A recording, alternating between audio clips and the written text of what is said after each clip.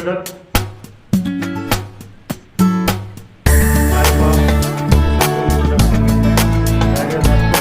आज के वीडियो में आपको type of hello student, welcome to you in my class. पिछले वीडियो में आपको रिप्रोडक्शन इन ऑर्गेनिज्म के अंतर्गत टाइप ऑफ एसेक्सुअल रिप्रोडक्शन तक बताया गया था आपको। आज के वीडियो में आपको टाइप ऑफ एसेक्सुअल रिप्रोडक्शन यानी अलैंगिक जनन के प्रकार को डिटेल में बताया जाएगा। अलैंगिक जनन के प्रकार में आपको जो टॉपिक्स पढ़ने हैं यहाँ पर लिखा हुआ है। टाइप ऑफ एसेक्सुअल रिप्रोडक्शन के अंतर्गत आपको fission, asexual reproductive structure, regeneration, vegetative propagation, ये 4 पॉइंट आपको पढ़ना है। आप पढ़ सकते हैं एसेक्सुअल रिप्रोडक्शन जो होता है इन निम्न विधियों से होता है। आइए देखिए डिटेल में इसको।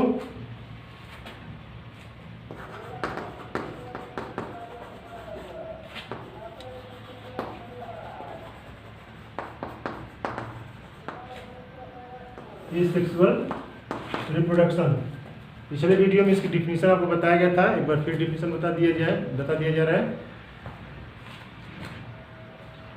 एसेक्सुअल रिप्रोडक्शन या अलैंगिक जनन की वह विधि है जिसके अंतर्गत केवल एक जनक जनन की प्रक्रिया में भाग लेता है, यानी संतानोत्पत्ति की क्रिया केवल एक जनक के द्वारा होती है और इस प्रक्रिया में न तो युग्मक निर्माण होता है और न ही निषेचन होता है। तो ये डिफिनीशन पिछले वीडियो में आपको बताया गया था। अब यहाँ देखिए type of asexual reproduction.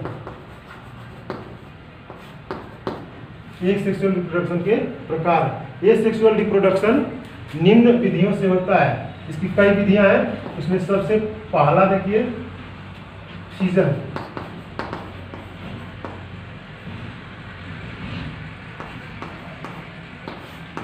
Fission की हिंदी होती है विखंडन। इसमें जो जनक शरीर होती है वह 2 या 2 से अधिक खंडों में बट जाती है और प्रत्येक खंड जो होता है एक नए संतति का निर्माण करता है। इसलिए इस विधि को विखंडन या फिजन कहते हैं। यह विखंडन या फिजन निम्न 3 विधियों से होता है। पहला है बाइनरी फिजन, दूसरा है मल्टीपल फिजन, तीसरा है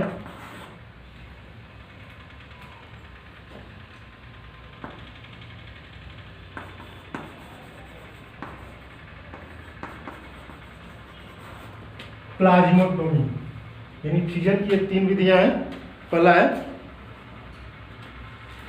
बाइनरी फिजन, इसको हिंदी में द्विविभाजन कहते हैं। दूसरा है मल्टीपल फिजन, इसको हिंदी में बहुविभाजन कहा जाता है। और तीसरा है प्लाज्मोटोमी। पहला देखिए बाइनरी फिजन।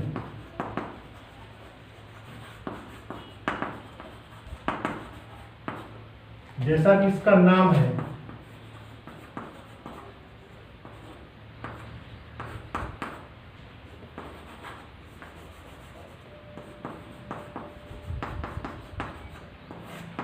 द्विविभाजन, यानी इसके अंतर्गत पेरेंट्स बॉडी यानी जनक शरीर 2 भागों में बट जाती है और प्रत्येक भाग जो होता है एक नए संतति का निर्माण करता है। और ये दोनों संततियां जो होती हैं एक दूसरे के समान होती हैं, इक्वल होती हैं।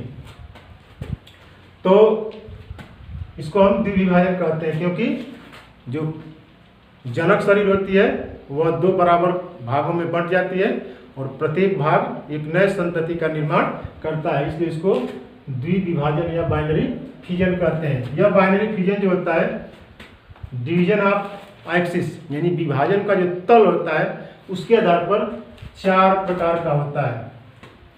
पहला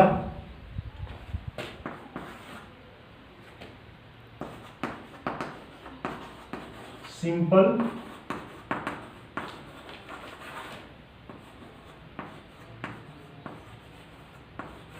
बाइनरी फिजन, या इसका एक और नाम है, इसको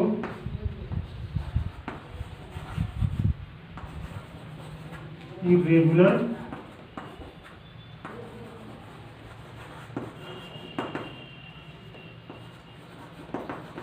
बाइनरी फिजन भी कहते हैं। दूसरा है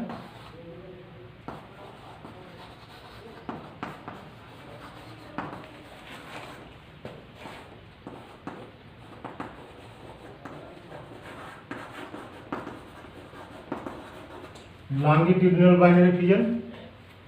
तीसरा है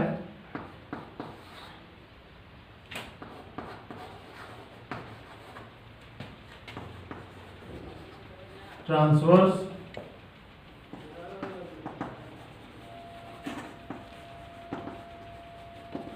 बाइनरी फिजन, और चौथा है ओब्लिक्यू।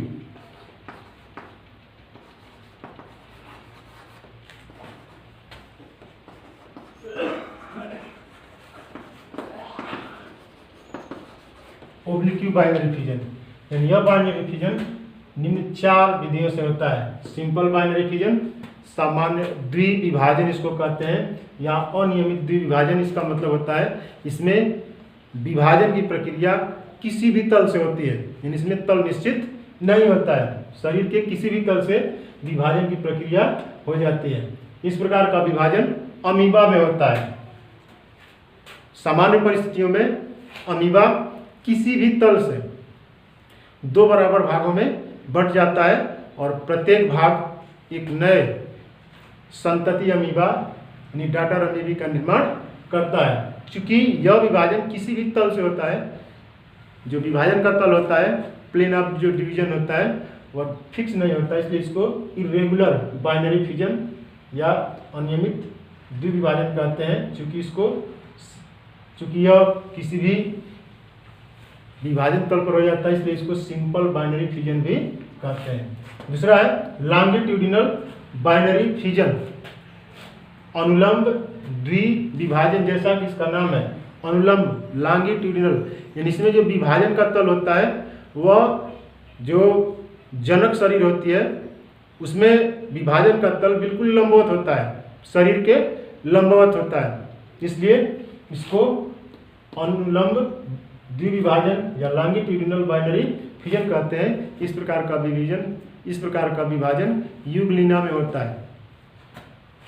तीसरा है ट्रांसवर्स बाइनरी फिजन, इसको हिंदी में अनुप्रस्थ द्विविभाजन कहते हैं। इसमें जो प्लेन ऑफ डिवीजन होता है, विभाजन जो तल होता है वह शरीर के अनुप्रस्थ होता है, अनुप्रस्थ स्थिति में होता है, इसलिए इसको अनुप्रस्थ द्विविभाजन या ट्रांसवर्स बाइनरी फिजन कहते हैं। इस प्रकार का विभाजन पैरामीशियम में होता है। ओब्लिक्यू बाइनरी फिजन, ओब्लिक्यू बाइनरी फिजन जो होता है, इसमें जो विभाजन का तल होता है वह तिरछा होता है, यानी जो पेरेंट बॉडी होती है उसमें न तो लॉन्गिट्यूडिनल होता है न तो ट्रांसफर होता है, बल्कि तिरछा यानी ओब्लिक्यू होता है। इस प्रकार का जो विभाजन होता है, प्रोटोजोआ जिसका नाम सीरेटियम के अंदर इस प्रकार का विभाजन होता है। तो ये 4 प्रकार के विभाजन बाइनरी फिजन के अंतर्गत आते हैं, द्विविभाजन के अंतर्गत आते हैं। इनका फिगर भी आप देख सकते हैं, फिगर के आधार पर और स्पष्ट हो जाएगा।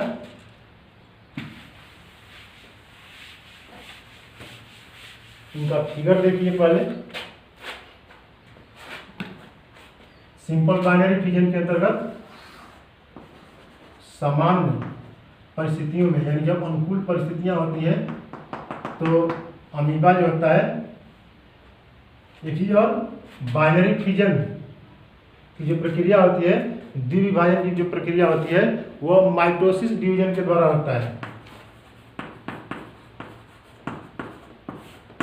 माइटोसिस डिवीजन के द्वारा होता है, यानी इसमें केंद्रक जो होता है उसका नियमित विभाजन होता है, इक्वल डिवीजन होता है, केंद्रक बराबर भागों में बढ़ता है। तो देखिए ये अमीबा है, यह अमीबा सामान्य परिस्थितियों में यानी जब अनुकूल परिस्थितियां होती हैं उन अनुकूल परिस्थितियों के अंदर किसी भी प्लेन से दो बराबर भागों में बट जाता है।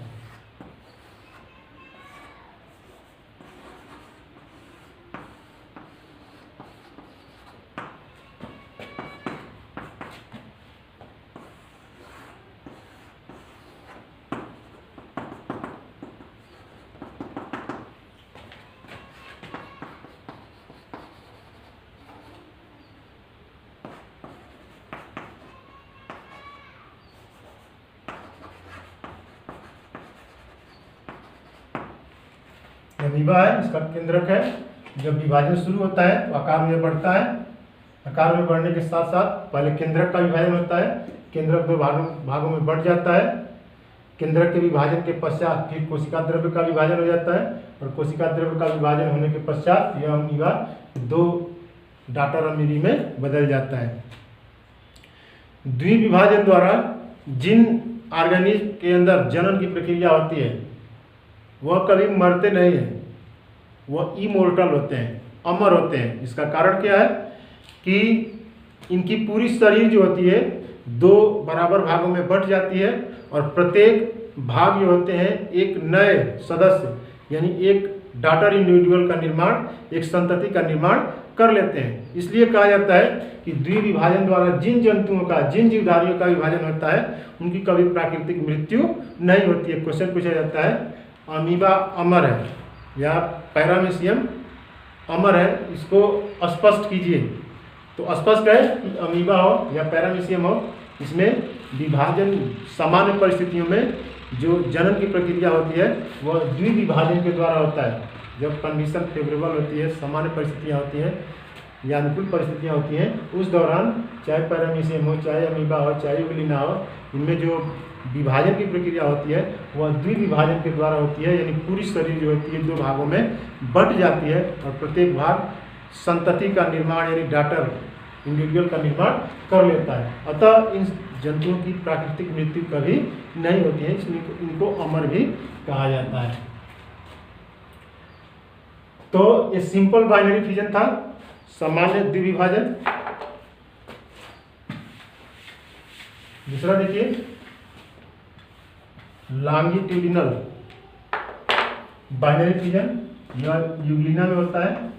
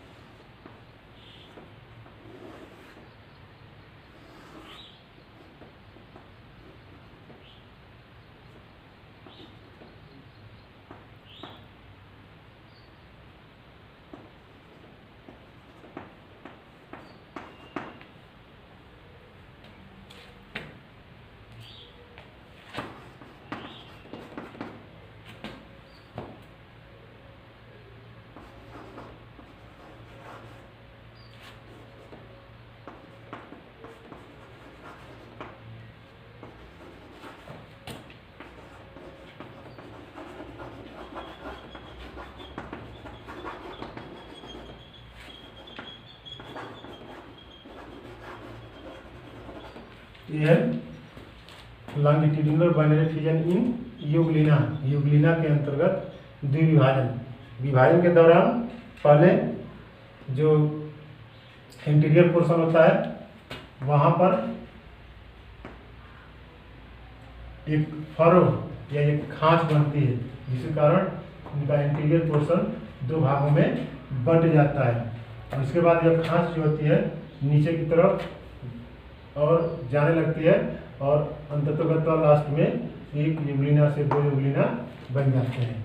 इस तरह से यूग्लिना के अंदर लॉन्गिट्यूडिनल बाइनरी फिजन होता है। केंद्रक जो होते हैं सूत्रीय विभाजन के द्वारा दो भागों में बढ़ जाते हैं। तीसरा देखिए ट्रांसवर्स बाइनरी फिजन।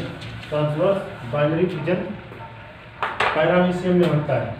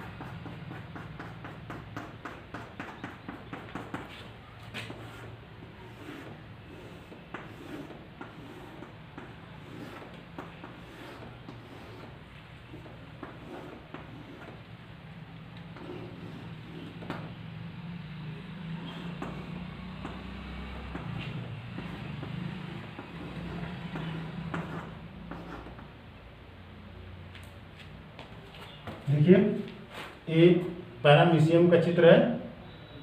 पैरामीशियम में ट्रांसवर्स बाइनरी फिजन होता है।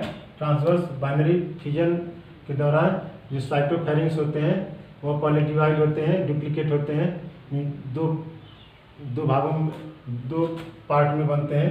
उसके बाद इसमें दो न्यूक्लियस होते हैं। एक होता है माइक्रो न्यूक्लियस, दूसरा होता है माइक्रो न्यूक्लियस।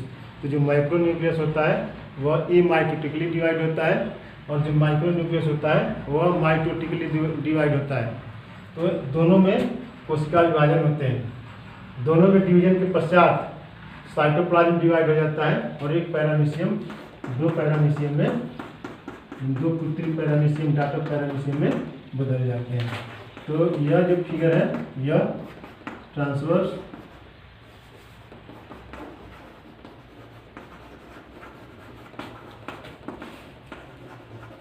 बाइनरी फिजन इन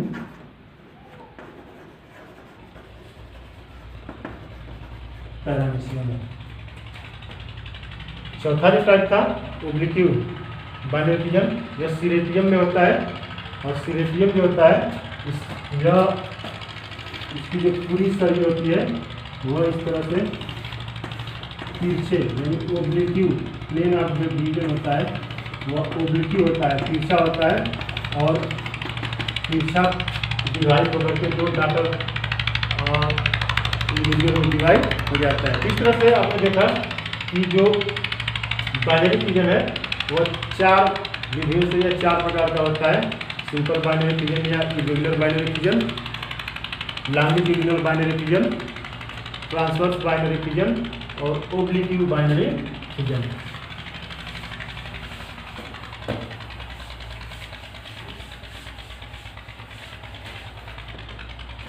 इसके बाद जो दूसरी विधि है फिजन की वो है मल्टीपल फिजन।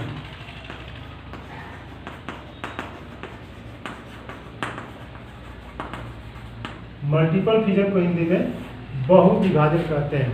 यानी इसमें जो जनक शरीर होती है, पेरेंट बॉडी ऑफ ऑर्गेनिज्म होती है, वह 2 से अधिक भागों में बढ़ जाती है और प्रत्येक भाग जो होता है एक नए डॉटर इंडिविजुअल का निर्माण कर लेता है, इसलिए इसको मल्टीपल फिजन या बहुविभाजन कहते हैं। इसमें जो पेरेंट बॉडी होती है अनेक डॉटर इंडिविजुअल या अनेक संततियों में बंट जाती है।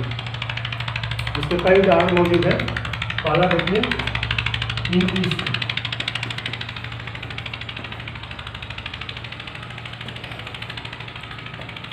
ईस्ट के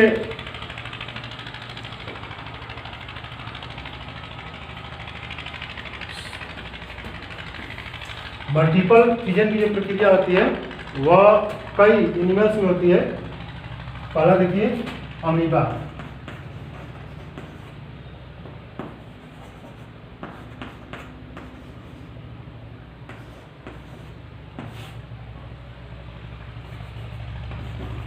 अमीबा के अंतर्गत जो जन्म की प्रक्रिया होती है विषम परिस्थितियों में मल्टीपल फिजन के द्वारा होती है। अब कभी बताया गया है अमीबा के अंदर जो विभाजन की प्रक्रिया होती है, जन्म की जो प्रक्रिया होती है, वह सामान्य परिस्थितियों में यानी कि फेवरेबल कंडीशन में सिंपल बाइनरी फिजन के द्वारा होता है। लेकिन यदि कंडीशन फेवरेबल नहीं होती है, परिस्थितियाँ सामान्य नहीं होती हैं या परिस्थितियाँ अनुकूल नहीं होती हैं, यानी प्रतिकूल परिस्थिति होती है, उस दौरान अमीबा के अंदर जो जन्म की प्रक्रिया होती है वह सिंपल बाइनरी फिजन के द्वारा नहीं होती है बल्कि मल्टीपल फिजन के द्वारा होती है। इसमें भी दो स्टेज, 2 प्रक्रियाएं हैं। पहला है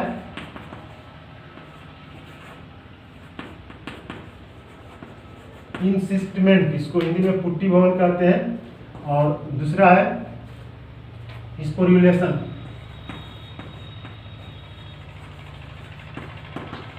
यानी विषम परिस्थितियों में अमीबा के अंदर मल्टीपल फिजन की प्रक्रिया इन 2 प्रक्रियाओं के द्वारा होता है, इंसिस्टमेंट और स्पोरुलेशन। इंसिस्टमेंट के अंतर्गत विषम परिस्थितियों के दौरान जब विषम परिस्थितियाँ आती हैं तो अमीबा जो होता है सबसे पहले अपना जो सीडोपोडिया होते हैं, उत्पाद होते हैं, उनको डिसएक्टिवेट कर देता है, समाप्त कर देता है, तो डिजेनरेट हो जाते हैं। और इसके बाद इसके चारों तरफ 3 लेयर्ड, 3 स्तरीय एक सुरक्षात्मक आवरण का निर्माण होता है। इस 3 स्तरीय सुरक्षात्मक आवरण को सिस्ट कहते हैं। ये 3 स्तरीय सुरक्षात्मक आवरण होता है, इसको सिस्ट कहा जाता है। यह विषम परिस्थितियों में इस अमीबा की सुरक्षा करता है। इस सिस्ट के अंदर जो न्यूक्लियस होता है वह माइटोटिकली डिवाइड होता है और बहुत सारे न्यूक्लियस बन जाते हैं। कई न्यूक्लियस होते हैं इसमें बन जाते हैं। जब न्यूक्लियस से बन जाते हैं उसके बाद सिस्ट के अंदर ही प्रत्येक न्यूक्लियस से डॉटर अमीबी बन जाती है।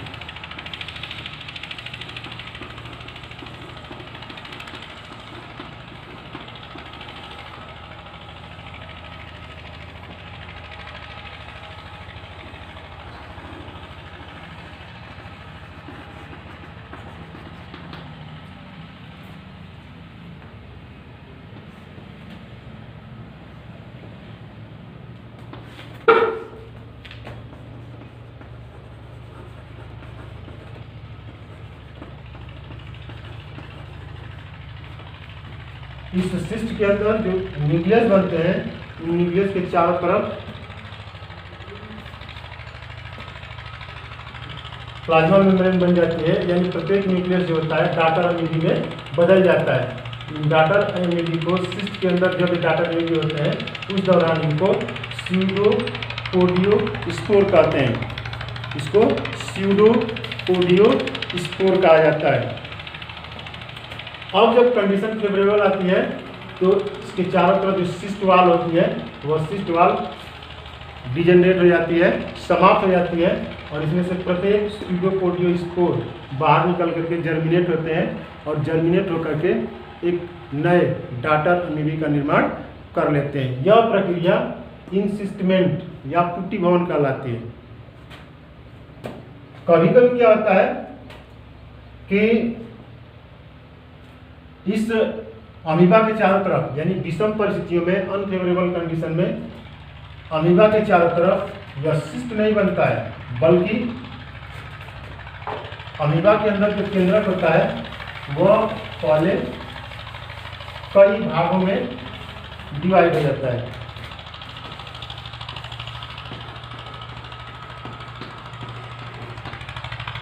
जो केंद्रक होता है कई भागों में डिवाइड हो जाता है और प्रत्येक केंद्रक जो होता है वह स्पोर के रूप में बदल जाता है।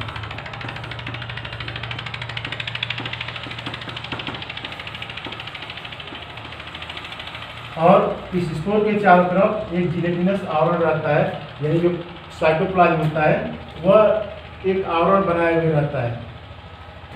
जब कंडीशन फेवरेबल आती है, विषम परिस्थितियाँ आती हैं, तो यह जो प्लाज्मा मेम्ब्रेन होती है डिजेनरेट हो जाती है और यह स्पोर स्वतंत्र हो जाते हैं, फ्री हो जाते हैं, और प्रत्येक स्पोर जर्मिनेट करके, अंकुरित करके एक नए डाटर एमईडी का निर्माण कर लेता है। ठीक है, यह जो स्पोर होता है यह जर्मिनेट करता है और जर्मिनेट करके डाटर एमईडी का निर्माण कर लेता है। यह जो विधि है इसको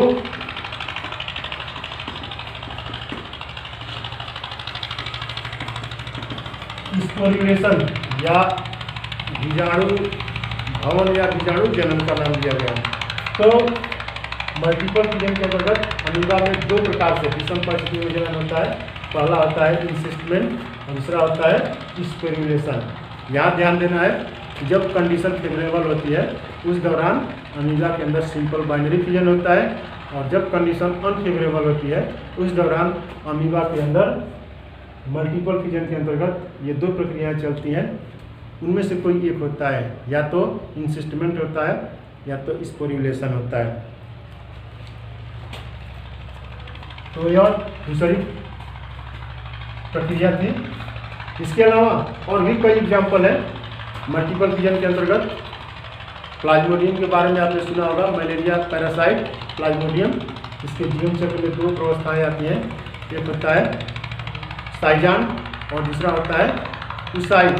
साइजान में जब मल्टीपल फिजन होता है, इस मल्टीपल फिजन के दौरान न्यूरोजॉइड बनते हैं और यह प्रक्रिया साइजोगोनी कहलाती है। और उसाइड के अंदर मल्टीपल फिजन की प्रक्रिया होती है और इसके बाद जो डाटर प्लाज्मोडियम बनते हैं उनको स्पोरोजॉइड कहते हैं। इस प्रक्रिया को साइजोगोनी कहा जाता है। तो प्लाज्मोडियम के अंदर भी यह मल्टीपल फिजन की प्रक्रिया चलती है। ऐसे ही बहुत सारे प्रोटोजोन्स हैं जिसमें मल्टीपल फिजन की प्रक्रिया चलती रहती है, विशेष करके अनफेवरेबल कंडीशन के अंतर्गत। तीसरा देखिए प्लाज्मोटोमी। प्लाज्मोटोमी के अंतर्गत पहले केंद्रक का विभाजन नहीं होता है, पहले साइटोप्लाज्म का डिवीजन होता है, इसलिए इसका नाम प्लाज्मोटोमी पड़ा हुआ है। इस प्रकार का जो विभाजन होता है या विखंडन होता है वह मल्टी न्यूक्लिएट ऑर्गेनिज्म या मल्टी न्यूक्लिएट जो प्रोटोजोन्स हैं उनके अंदर होता है। मल्टी न्यूक्लिएट प्रोटोजोन्स के अंतर्गत सबसे पहले जो केंद्रक होते हैं वह विभाजित नहीं होते बल्कि दो ग्रुपों में बंट जाते हैं। सपोज कीजिए यह एक मल्टी प्रोटोजोन या मल्टी न्यूक्लिएट एनिमल ऑर्गेनिज्म है, तो इसमें सबसे पहले जो केंद्रक होते हैं यह दो भागों में विभाजित हो जाते हैं, यानी 2 ग्रुप में बन जाते हैं। इसके बाद यह जो साइटोप्लाज्म होता है इसमें डिवीजन हो जाता है। तो पहले सिर्फ साइटोप्लाज्म का डिवीजन होता है, बाद में चल करके जब ये दोनों अलग हो जाते हैं फिर केंद्रक में न्यूक्लियस के अंदर रीअरेंजमेंट होता है, ताकि इनमें जो जेनेटिक मटेरियल है या जो गुणसूत्रों की संख्या है वह बराबर मेंटेन हो जाए। क्योंकि पहले इसमें साइटोप्लाज्म डिवाइड होता है, इसमें इसको प्लाज्मोटोमी नाम दिया गया है। यह मल्टीन्यूक्लिएट ऑर्गेनिल के अंदर होता है। तो ये 3 प्रक्रियाएं थी फिजन के अंतर्गत, बाइनरी फिजन, मल्टीपल फिजन और प्लाज्मोटोमी। अब देखिए दूसरा जो टाइप है एसेक्सुअल रिप्रोडक्शन का, एसेक्सुअल रिप्रोडक्टिव स्ट्रक्चर।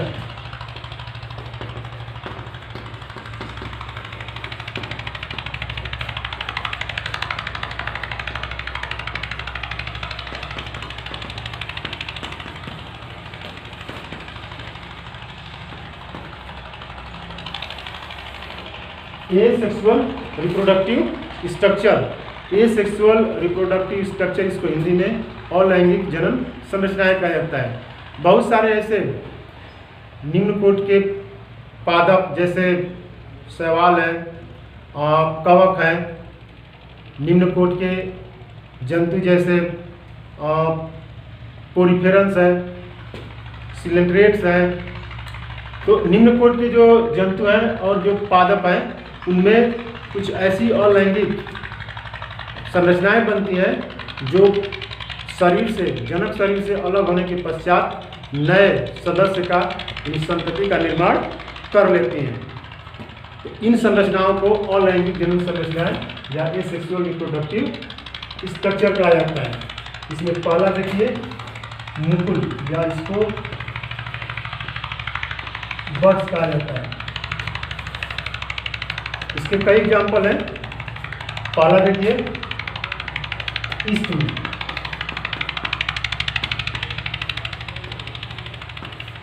ईस्ट के अंदर जो बडिंग की क्रिया होती है वह एक्सटर्नल होती है, बाह्य होती है, इसलिए इसको एक्सटर्नल बडिंग कहा जाता है। बड्स बनने की प्रक्रिया, यानी बड्स को हिंदी में मुकुल कहते हैं, मुकुल बनने की प्रक्रिया या मुकुल द्वारा जो प्रजनन होता है उसको मुकुलन या बडिंग कहते हैं। तो ईस्ट के अंदर जो बडिंग होती है उसको एक्सटर्नल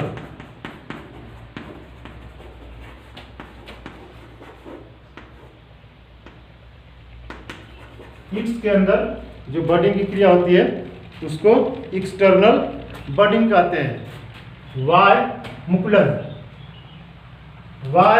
मुकुलन के दौरान या अंतर्गत ईस्ट जो सेल होती है, सबसे पहले ईस्ट सेल की जो सेल वॉल होती है इससे एक छोटी सी अतिवृद्धि निकलती है,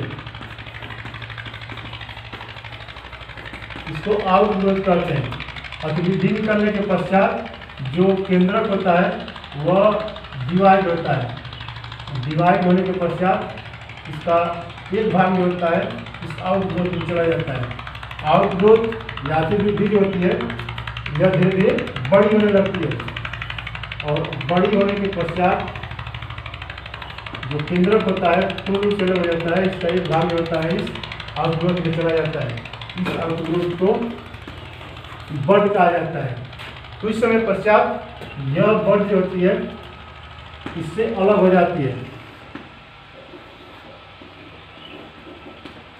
कभी कभी क्या होता है कि यह बड या यह कली इस जनक से, सेल यानी जो पेरेंट सेल होती है उससे लगी रहती है, और लगी रहने की अवस्था में ही इसमें से फिर जो नई बड होती है वह निकल जाती है। फिर यह बड जो होती है इससे अभी लगी रहती है, लेकिन इसके बाद फिर इससे नई बड जो होती है निकल जाती है। इस तरह से जितनी बड बनती है वह एक दूसरे से अटैच रहती है, और यह जो संरचना बनती है एक जीनस होता है टारुला, उसके समान होती है, और इसलिए इस प्रक्रिया को टारुलेशन कहते हैं। क्योंकि यह जो संरचना बनती है कवक माइसीलियम के समान भी होती है। इसलिए चूंकि कवक माइसीलियम के समान होती है लेकिन कवक माइसीलियम के जैसे नहीं होती है, कवक माइसीलियम नहीं होती, उसके समान या प्रतीत होती है, इसलिए इसको स्यूडो माइसीलियम नाम दिया गया। इसको स्यूडो है, इस प्रकार की श्रृंखला को स्यूडो माइसीलियम ही कहा जाता है। तो ईस्ट के अंदर यह मुकुलर की प्रक्रिया है। इसके अलावा अन्य जंतुओं में भी, निम्न कुल के जंतुओं में भी होता है, जैसे हाइड्रा है, आपने देखा होगा।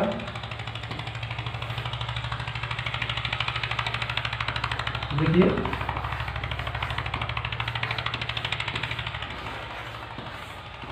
ये हाइड्रा की संरचना है। जब कंडीशन फेवरेबल होती है उस दौरान हाइड्रा का जो बेस होता है, जो आधार होता है यहाँ पर, इस आधार से एक छोटी सी अतिवृद्धि निकलती है।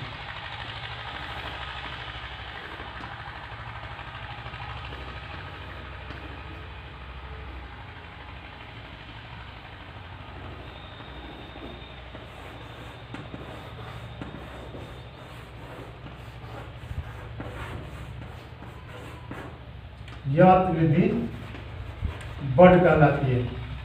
अब इस अतिवृद्धि के निकलने के बाद यह धीरे धीरे जो बड होती है वह बड़ी होने लगती है, और बड़ी होने के पश्चात इस पेरेंट हाइड्रा से अलग हो जाती है, और अलग होकर के नए इंडिविजुअल, नए सदस्य का निर्माण कर लेती है। इसी तरह ये भी एक्सटर्नल बडिंग के अंतर्गत आता है। इसी प्रकार जो fresh water sponge cycle, fresh water sponge नहीं है, यह मैराइन स्पंज है। साइकल के अंदर भी बडिंग होती है। साइकल की जो कॉलोनी होती है वह किसी सबस्ट्रेटम से जुड़ी रहती है, और जिस भाग के द्वारा जुड़ी होती है उसको बेस कहते हैं, आधार कहते हैं। इस आधार से ही एक छोटी सी अतिवृद्धि निकलती है, और यह अतिवृद्धि होती है, यह अतिवृद्धि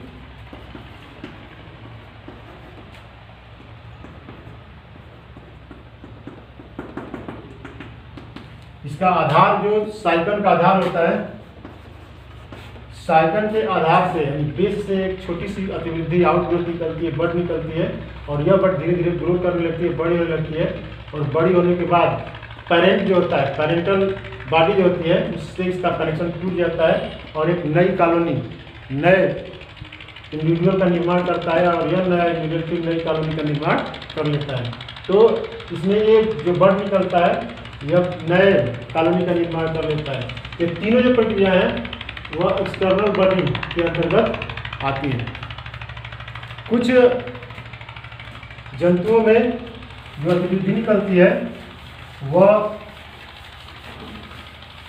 शरीर के अंदर उत्पन्न होती है, जैसे फ्रेश वाटर स्पंज, जिसको स्पंजिला रहता है।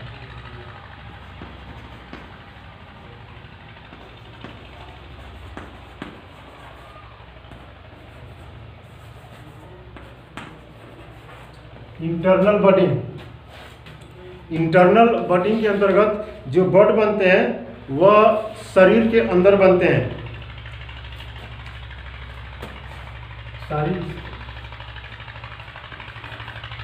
जो बड बनते हैं वह शरीर के अंदर बनते हैं, और इसलिए इसको इंटरनल बडिंग कहते हैं। स्पंजिला के अंतर्गत देखिए बडिंग का निर्माण कैसे होता है।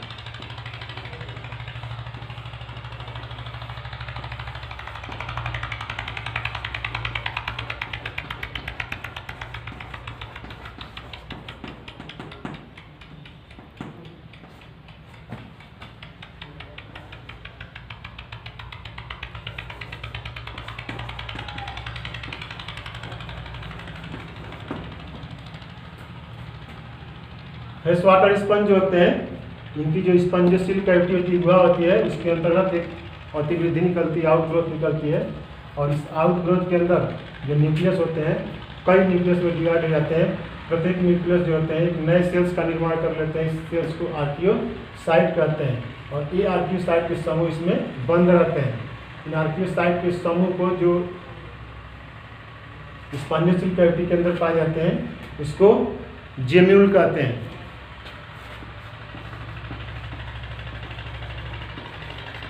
इनको जेम्यूल कहा जाता है। और जब कंडीशन फेवरेबल आती है तब यह जो बॉडी वॉल होती है यह डिजेनरेट हो जाती है, या यह जो जेम्यूल होते हैं इसको माइक्रोपाइल कहते हैं।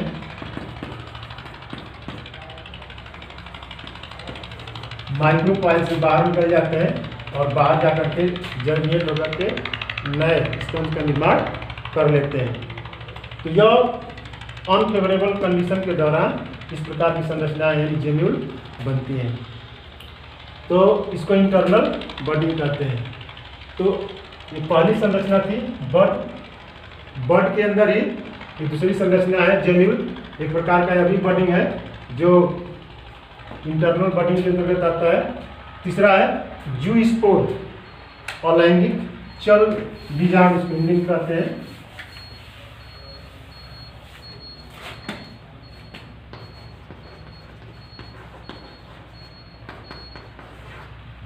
जूस्पोर या इसको अलैंगिक चल बीजाणु कहते हैं। लोअर फंगी जो होते हैं उनमें तथा अधिकांश शैवालों में ये अलैंगिक चल बीजाणु यानी मोटाइल जूस्पोर का निर्माण होता है। ये मोटाइल जूस्पोर जो होते हैं विशेष प्रकार की संरचना में बनते हैं। इस संरचना को जूस्पोरेंजिया या चल बीजाणु धानी कहते हैं। और इन चल बीजाणु धानियों से यह मुक्त हो जाते हैं। मुक्त होने के पश्चात अंकुरित होकर के नए सदस्य का निर्माण यह करते हैं। इसमें जो गतिशीलता होती है वह इनमें उपस्थित फ्लैजिला की वजह से होती है।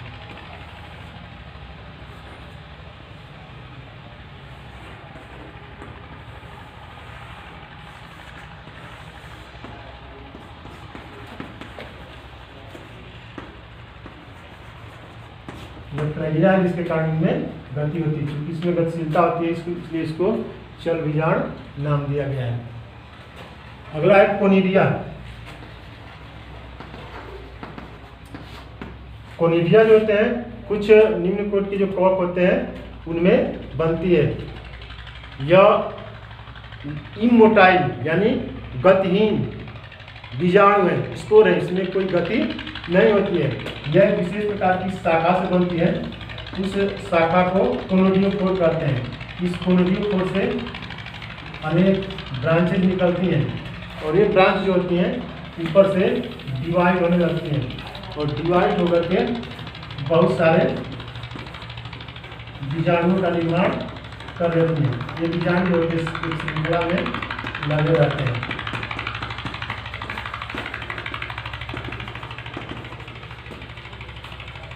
तो इन बीजाणुओं को कोनिडिया कहते हैं। इस प्रकार से कोनिडिया का निर्माण पेनिसिलियम नामक कवक में होता है। पेनिसिलियम नामक जो कवक होता है उसमें एसेक्सुअल रिप्रोडक्टिव स्ट्रक्चर कोनिडिया का निर्माण होता है। जिस ब्रांच से होता है उस ब्रांच को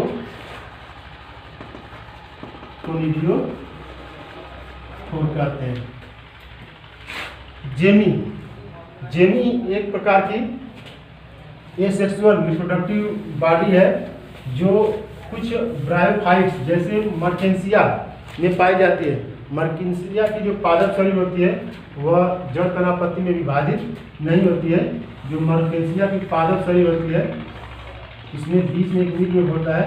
मिड वेब के पास ऊपर की तरफ यहाँ पर एक संरचना बनती है जिसको जेमी कहते हैं। और यह जेमी जो होती है इस प्लांट बॉडी से अलग होने के पश्चात जर्मिनेट करके नए इंडिविजुअल मर्केंसिया का निर्माण कर लेती है। तो यह कप लाइक स्ट्रक्चर होता है इसलिए इसको जेमी कप के नाम से भी जाना जाता है। तो एक कुल मिला करके कुछ ऐसी संरचनाएं थी जो जीवधारी होती है उनके शरीर से बनती है। शरीर से बनने के बाद शरीर से अलग होती हैं, अलग होकर के नए सदस्य का निर्माण कर लेती हैं। इनको ये सेक्सुअल रिप्रोडक्टिव स्ट्रक्चर नाम दिया गया है। तीसरा जो मेथड है वो रीजनरेशन है। इसको हिंदी में पुनरुद्भवन कहते हैं।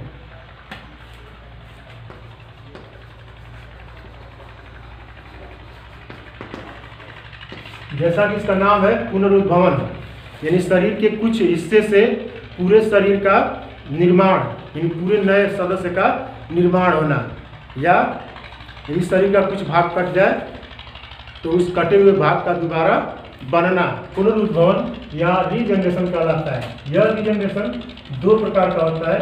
फर्स्ट है मॉर्फोलैक्सिस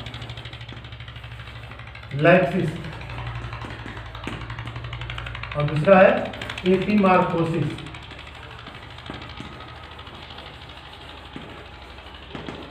मॉर्फोलैक्सिस के अंदर शरीर के एक छोटे से भाग से पूरे शरीर, होल बॉडी का निर्माण हो जाता है।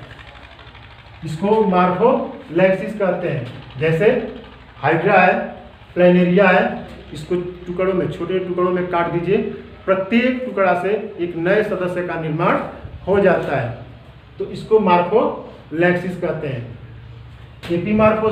एपिमॉर्फोसिस के अंतर्गत लॉस्ट बॉडी पार्ट, यानी शरीर के कुछ अंग जो नष्ट हो जाते हैं उनका दोबारा निर्माण हो जाता है। जैसे हाउस लिजर्ड के अंदर जो टेल होती है, जो पूंछ होती है, वो हमेशा टूटती रहती है, टूटने के पश्चात फिर दोबारा उसका निर्माण हो जाता है।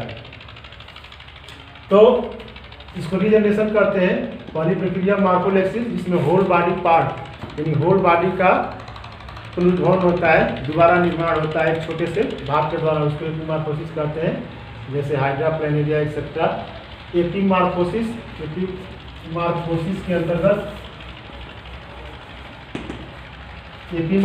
के अंतर्गत लोस्ट बॉडी पार्ट का निर्माण होता है, यानी शरीर के कुछ अंग जो लोस्ट हो जाते हैं, समाप्त हो जाते हैं, दोबारा उनका निर्माण होता है, इसको एपिमॉर्फोसिस कहते हैं। तो तीसरी प्रक्रिया थी।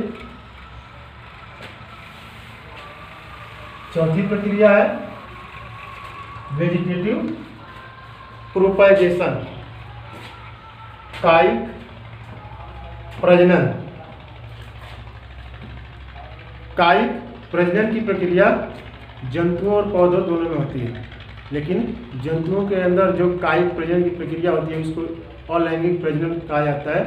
ऊपर इसका डिस्क्रिप्शन किया जा चुका है। पौधों के अंदर जो पादप शरीर होते हैं उनके विभिन्न भागों से नए पौधे का निर्माण होता है, इसको कायिक प्रवर्धन कहा जाता है। कायिक प्रजनन न कर करके इसको हम कायिक प्रवर्धन कहते हैं, क्योंकि इनके विभिन्न भागों, जड़, तना, पत्तियों से नए नए पौधों का निर्माण होता है, इसलिए इसको कायिक प्रवर्धन वेजिटेटिव प्रोपैगेशन कहा जाता है। पौधे के 3 भाग होते हैं मुख्यतः, जड़, तना और पत्ती। इन तीनों भागों से नए पौधे का निर्माण होता है। पहला देखिए रूट। आप जानते हैं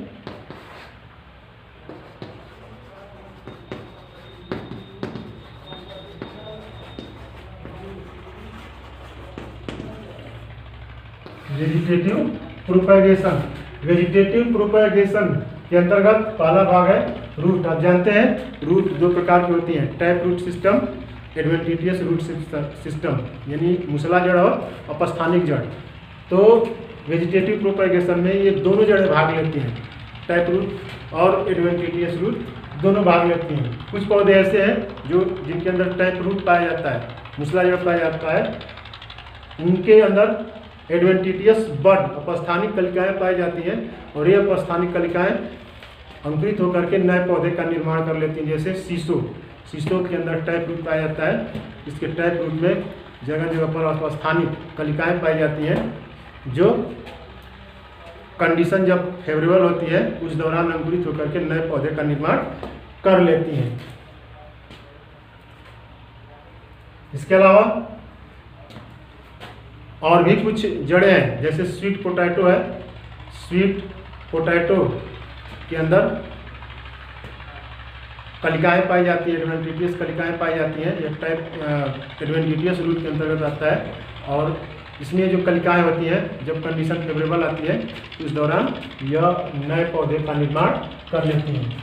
तो अपस्थानिक जड़ और मूसला जड़ दोनों वेजिटेटिव प्रोपैगेशन में भाग लेती हैं। दूसरा देखिए स्टिम।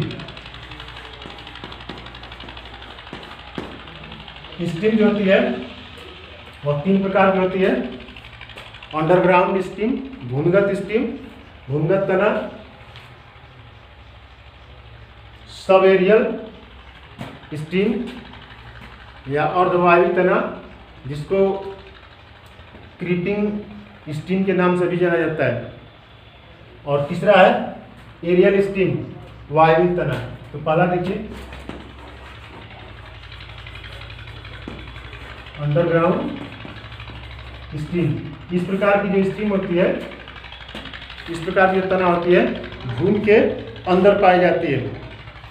ठीक है, इसलिए इसको अंडरग्राउंड स्टीम या भूमिगत तना के नाम से जाना जाता है। भूमिगत तना, बहुत सारे पौधों की भूमिगत तना जो होती है, नए पौधे के निर्माण में भाग लेती हैं। पहला देखिए, पहला है कंद।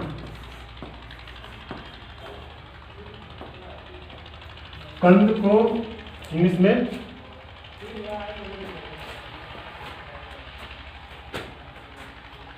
ट्यूबर कहते हैं।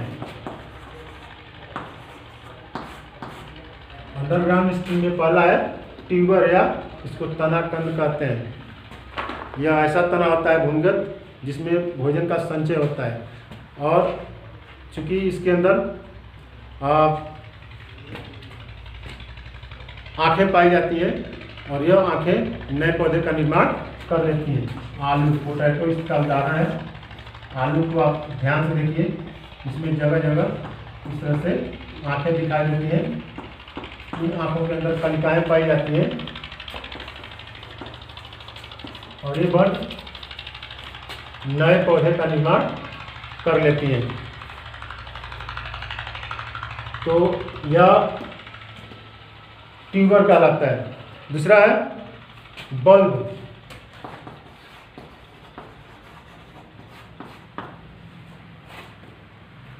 बल्ब एक विशिष्ट प्रकार का तना होता है जो चारों तरफ से सल्क से ढका होता है, जैसे ओनियन का अनुप्रस्थ काटे तो यह तना होता है। इसके चारों तरफ जो होती है यह स्केल होती है, और बीच में यहाँ पर एक कली पाई जाती है, और यह कली जो होती है, जब कंडीशन फेवरेबल आती है तो यह वृद्धि करके नए पौधे का निर्माण कर लेती है। प्याज, लहसुन में इस प्रकार का बल्ब पाया जाता है। तीसरा है घनकंद, इसको कॉर्न कहते हैं।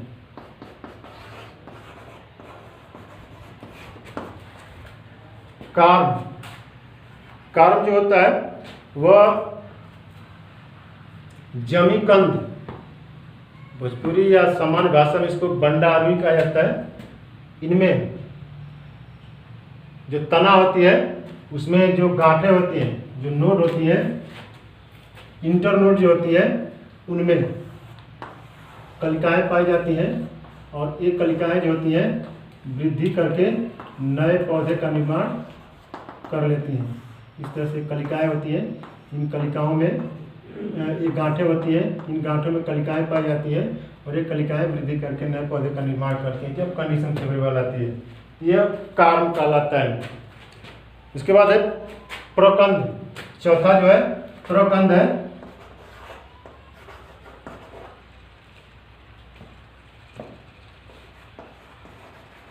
इसको राइजोम कहते हैं अंग्रेजी में। यह राइजोम एक विशिष्ट प्रकार का तना है जो अदरक, हल्दी आदि में पाया जाता है। अदरक और हल्दी को आप देखे होंगे। अदरक और हल्दी जो होती हैं यह भूमि के अंदर तनाएं पाई जाती हैं, और इन तनाव पर गांठें पाई जाती हैं। इन गांठों में जो होती हैं इस तरह से कलिकाएं होती हैं, और जब कंडीशन फेवरेबल आती है तो यह कलिकाएं वृद्धि करके नए पौधे का निर्माण कर लेती हैं। इसको राइजोम कहा जाता है। अगला जो है वह है अंतर भूस्तरी। यह अंतर भूस्तरी, इसको अंग्रेजी में सुकर कहा जाता है।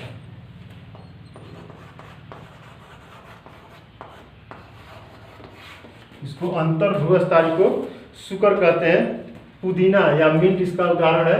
पुदीना की जो तना होती है वह भूमि के अंदर वृद्धि करती रहती है।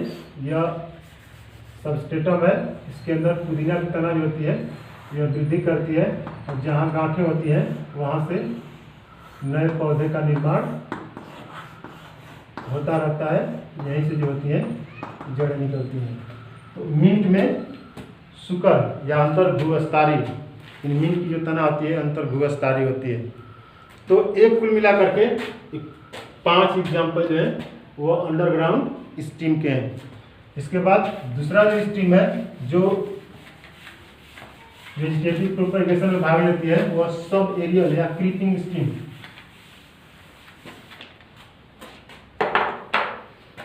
विसर्पी तना इसको कहते हैं।